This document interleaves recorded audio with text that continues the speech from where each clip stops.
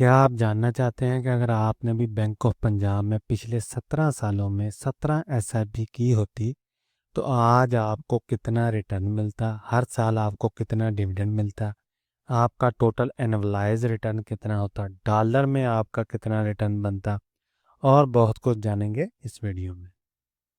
जी तो bank of Punjab में हम आ गए हैं। यहाँ आप कुछ चीज़ें जो हैं वो जहन में रख लें कि ये जो मैंने प्राइस सेलेक्ट की है ये मैंने हर साल की जो टॉप पे प्राइस है वो ली है और हम हर साल 1 लाख रुपया इन्वेस्ट करेंगे इस बैंक में और वेरीफाई करेंगे कि पिछले 17 सालों में हमें क्या रिटर्न मिला। ठीक है जी। शुरू करते हैं 2009 से। 2009 में हमने 1 लाख रुपया तकरीबन इन्वेस्ट किया। उस वक्त इस शेयर की हाई प्राइस थी 22.07। शेयर हमें मिले हैं 4531 तकरीबन। ठीक है जी। इसी तरह 2010 में दोबारा हमने 1 लाख रुपया इन्वेस्ट किया। शेयर की हाई प्राइस थी 21 रुपये और शेयर हमें मिलते हैं 4739। 2009 में कोई डिविडेंड नहीं मिला, कोई बोनस नहीं। 2010 में भी कोई डिविडेंड, कोई बोनस नहीं। इसी तरह 2011 में दोबारा हम 1 लाख रुपया लगाते हैं। 10 रुपये 10.23 रुपये हाई प्राइस होती है शेयर की और हमें शेयर मिलते हैं 9775। कोई डिविडेंड, कोई बोनस नहीं। 2012 में दोबारा हम 1 लाख रुपया लगाएंगे। 12.09 हाई प्राइस है, शेयर हमें मिलते हैं 8271। कोई डिविडेंड, कोई बोनस नहीं। 2013 में दोबारा 1 लाख रुपया लगाएंगे। 16.05 हाई प्राइस है और 6231 हमें शेयर मिलते हैं। इसी तरह 2014 में दोबारा हम 1 लाख रुपया लगाएंगे। 12.74 हाई प्राइस है और 7849 हमें शेयर मिलते हैं। कोई बोनस, कोई डिविडेंड नहीं। 2015 में सिमिलरली 1 लाख रुपया हम लगाएंगे। 11.18 हाई प्राइस है और शेयर हमें मिलते हैं 8945 यानी 8945। कोई डिविडेंड, कोई बोनस नहीं। 2016 में दोबारा हम 1 लाख रुपया लगाएंगे। 20.09 हाई प्राइस है। 4785 हाई हमें शेयर मिल जाते हैं। कोई बोनस, कोई डिविडेंड नहीं। 2017 में दोबारा हम 1 लाख रुपया लगाएंगे। 18.65 हाई प्राइस है शेयर की और शेयर हमें मिलते हैं जी 5362। इसी तरह 2018 में दोबारा हम 1 लाख रुपया लगाएंगे। 13.85 हाई प्राइस है, शेयर हमें मिलते हैं 7220। कोई डिविडेंड, कोई बोनस नहीं। 2019 में दोबारा हम 1 लाख रुपया लगाएंगे। 14.57 हाई प्राइस है उस साल की, शेयर हमें मिलते हैं 6863। 2019 में ये कंपनी एक डिविडेंड देती है फाइनली 0.75 रुपीज़ पर शेयर के हिसाब से, जिसकी वैल्यू बनती है 55,000 रुपया, जो कि हम बैंक अकाउंट में रिसीव कर लेते हैं। शेयर हमारे टोटल हो जाते हैं 74,571। इसी तरह 2020 में दोबारा 1 लाख रुपया लगाएंगे क्योंकि हम 1 लाख रुपया की एसआईपी कर रहे हैं तो उसी के अकॉर्डिंगली हम चलेंगे। 14.33 हाई प्राइस है शेयर की और हमें शेयर मिलते हैं 6,978। 2020 में टोटल शेयर हमारे पास हो जाते हैं 81,549। 2020 में ये कंपनी हमें एक डिविडेंड देती है 0.75 रुपीज़ पर शेयर के हिसाब से, जिसकी वैल्यू बनती है 61,000 रुपीज़, जो कि हम बैंक अकाउंट में रिसीव करते हैं। इसी तरह 2021 में दोबारा हम 1 लाख रुपया लगाएंगे। 10 रुपये हाई प्राइस है शेयर की 2021 में और शेयर हमें मिलते हैं 10,000। 2021 में दोबारा ये कंपनी एक की वैल्यू बनती है 91,000 रुपीज़। 2021 में ये कंपनी हमें 91,000 रुपीज़ का डिविडेंड देती है। 2021 में 22 में दोबारा हम 1 लाख रुपया लगाएंगे। 8.8 हाई प्राइस होती है इस शेयर की और हमें शेयर मिलते हैं 11,364। 2022 में ये कंपनी फाइनली हमें बोनस देती है, जिसके बाद हमारे पास टोटल शेयर हो जाते हैं 1,15,777।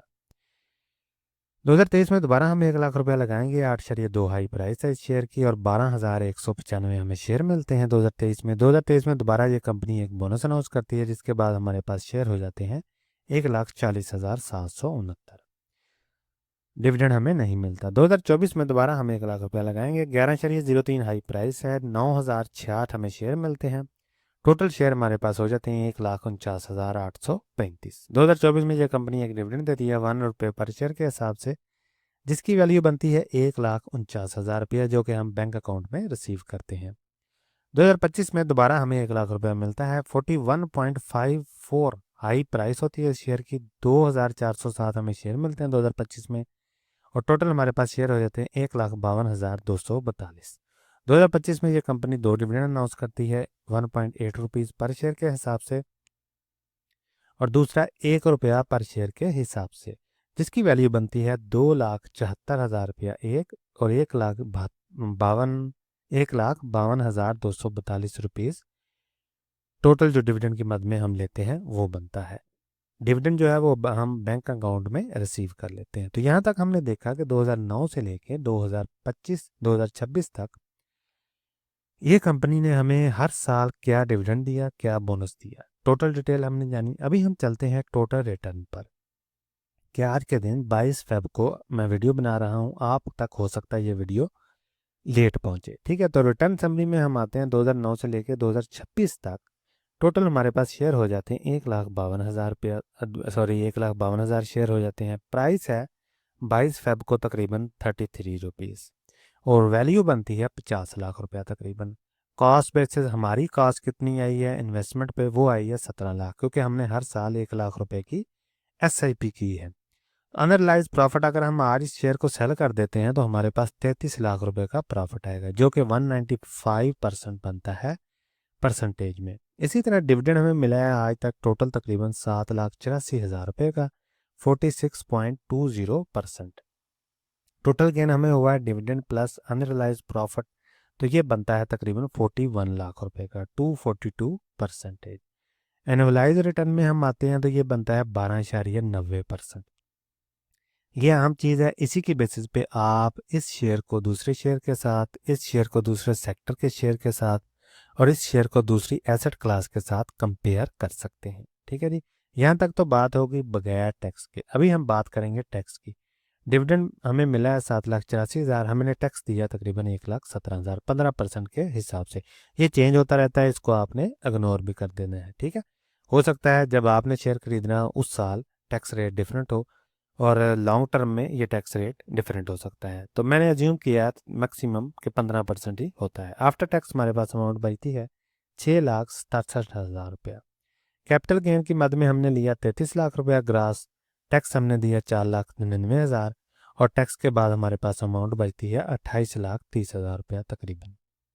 तो टोटल हमारे पास आ गया 41 लाख का ग्रॉस प्रॉफिट, 6,17,000 टैक्स हमने दिया, और 34 लाख तकरीबन हमें मिला नेट में प्रॉफिट। यहाँ मैंने CDC की फ़ीस, NCCPL की फ़ीस, ब्रोकर की कमीशन की फ़ीस नहीं डाली, वो भी थोड़ी बहुत बनती है।